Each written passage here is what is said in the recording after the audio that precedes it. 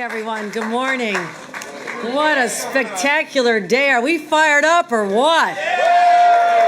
This is a new beginning for East New York, and I'm here to say it is long overdue.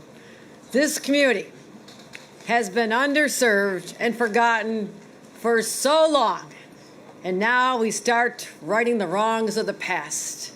And I am here with some extraordinary individuals, people who have a real vision for this community. And I want to first of all acknowledge Senator Roxanne Persaud for her leadership in driving these projects forward. And also Nikki Lucas is joining us momentarily. She's on her way here.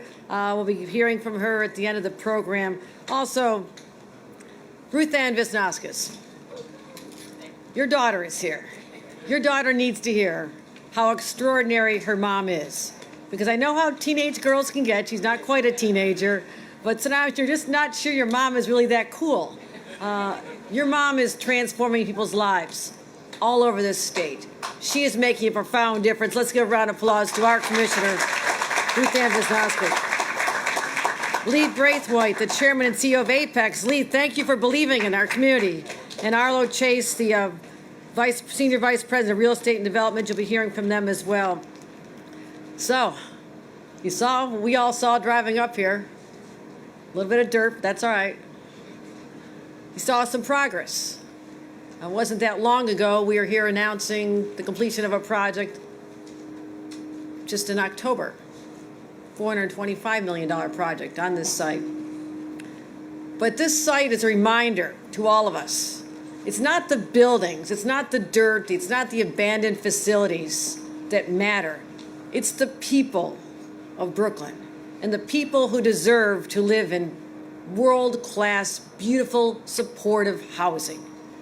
And that is what we're talking about today. So Brooklyn, people say it's the soul of the city. Oh, it has a lot of soul. But it's the people. It's not the place, it's the people. And they deserve so much more. And as Brooklyn rises, it doesn't matter if it's rising in some parts and others. If it doesn't rise everywhere, including East New York, then it doesn't matter at all. We will not stop until every single community knows they matter to me personally as the governor, but matter to the rest of the state. It's part of our destiny. It's part of our future. So we want to make sure that the people who said, Brooklyn is my home, they've come from all over the world. Some of you lived here a long time, others are new arrivals. They would make this place so fascinating. But we want to make sure that Brooklyn continues to be a place that people can afford to live, to work, to raise a family, and someday retire here. This past year, I put affordable housing front and center of our agenda.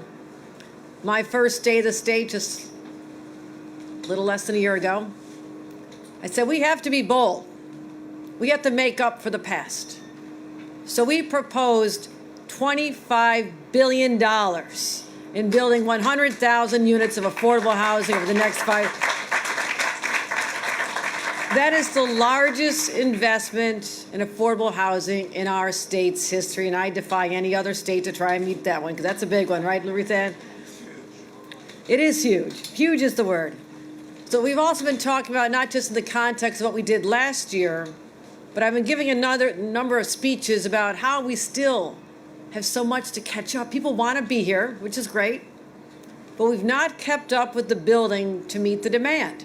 So prices go up, people want to be here, deserve to be here, cannot afford to come here and live in a beautiful home that they deserve. So this is an ambitious goal. We're trying to put forth a plan that people kind of are stunned by. But working with Mayor Adams and our partners in the legislature, because we need to make some changes in our legislature as well as the city council. We want to build over 800,000 new units over the next decade, because I believe that affordable housing, beautiful, safe housing, is a basic human right. And that right needs to be granted to more New Yorkers than we have right now. So here, this state, this place speaks to this. It speaks to this. It's how we can reimagine and build a better, more equitable, more inclusive Brooklyn. As I mentioned, in October, we announced $425 million project, not a groundbreak. Groundbreakings are really nice, but the best is when you cut the ribbon and you open it up to people. And the Fountains Project is extraordinary, right adjacent to this site. So that speaks of what we can do. So the naysayers just said, oh, it'll never happen here, nobody cares. Things are already happening.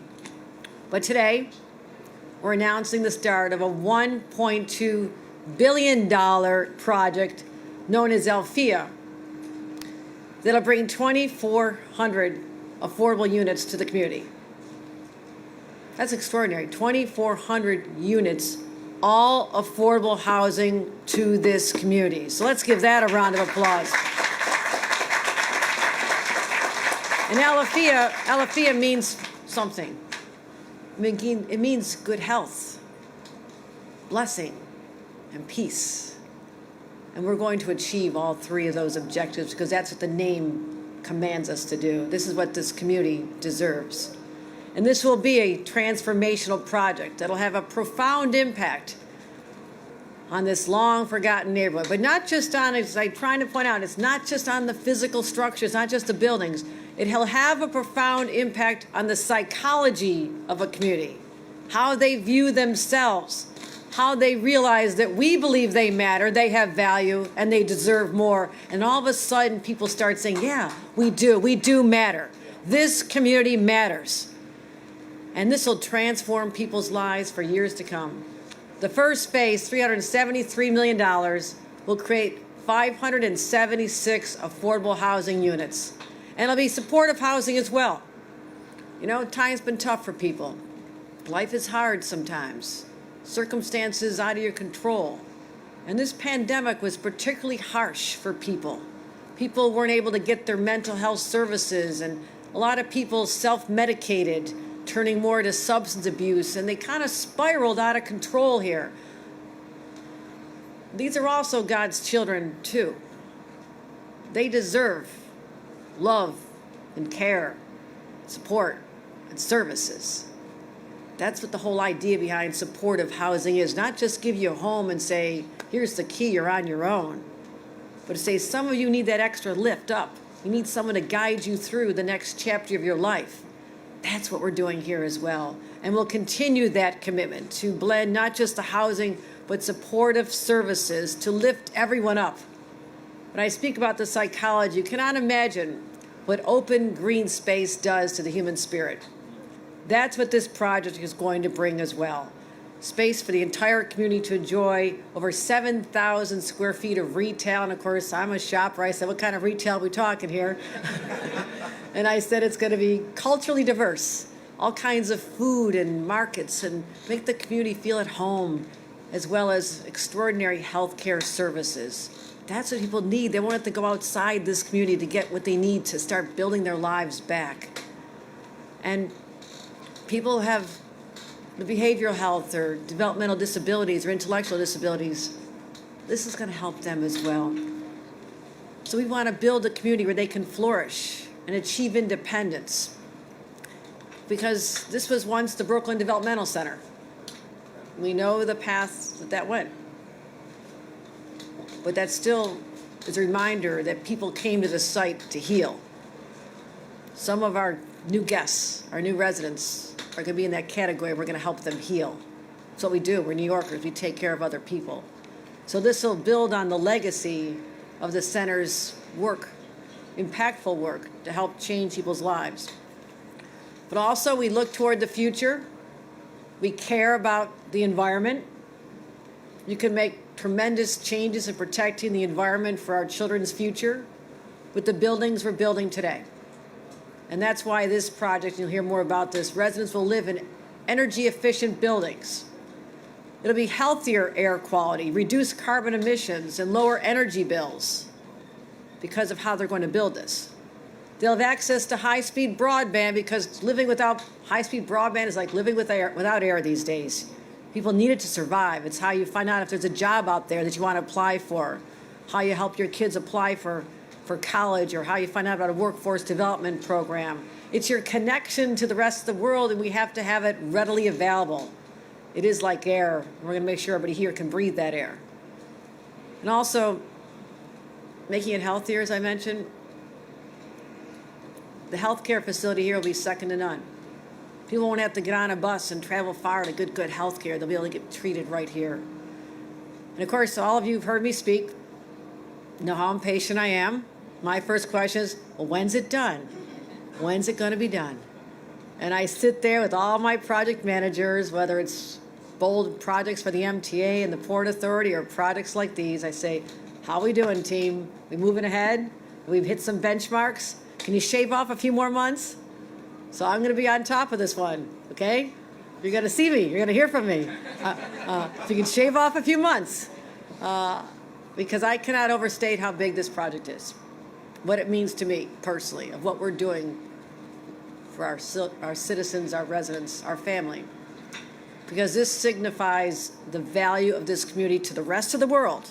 We know it here, but the rest of the world is overdue in recognizing the beauty of the people who live here in East New York.